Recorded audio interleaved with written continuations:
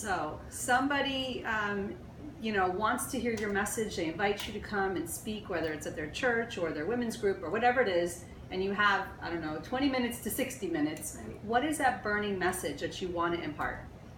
Well, if it's a moms group, usually they want the super duper mom, how do we organize our house message, which after I give a lot of nuts and bolts, I always turn it around to praying with the family and praying with the husband and just having a real sweet home. Mm-hmm. That's that message. But when I talk to charities, nonprofits, or when I give a testimony, the number one thing that's always burning in me is to remember that all of us in life want to be loved and we're all looking for hope. And when you're in a tragedy such as I've been going through, hope is what has to stay alive. Sure. Because if you lose hope, you lose the whole ballgame. And too many times in our system, when maybe you need help and you go to a church and they go, well, we have a government agency for that. What the people don't know is you're going to go somewhere and you're going to lose hope because you need somebody to walk it through with you who says, hey, you're valuable, you're worth it, you're worth my time, you're worth my effort, you're worth my energy. And if hope dies in someone that is going through a hard time, then there's no way to really revive that in them.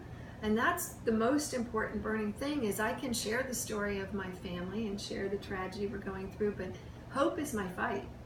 Because when things happen, just the other day, my van that carts my husband to the nursing home died, and it's irreparable. And my first thought is, what am I going to do? And then I said, well, I got to remember that God's going to see me through. But there's people out there without the Lord, they don't have that hope. Right. They don't even know what they're going to do. I don't know what I'm going to do, but I know that God's going to have an answer. So I fight for hope. I speak on hope. I speak on how we can, if it's a nonprofit leaders, I talk about ways that we can build others up so they don't lose hope. If I'm talking in a nonprofit setting about them donating money, I share about what it's like to be out there having once been productive and then in a situation where you're not really, you feel like you're unequal.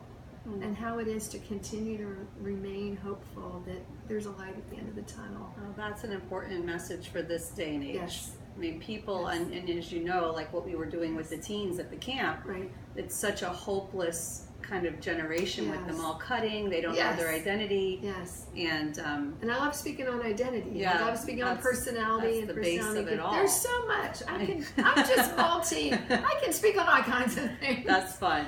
But really, I think after I speak, the number one comment is people now say I'm a woman of wisdom. They want to glean from my field. They say I'm a woman of wisdom and they want to know more. And to me, that makes it all worth it. Great.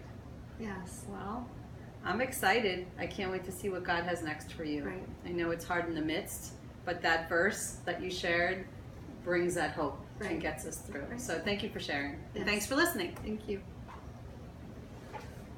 Awesome. Okay.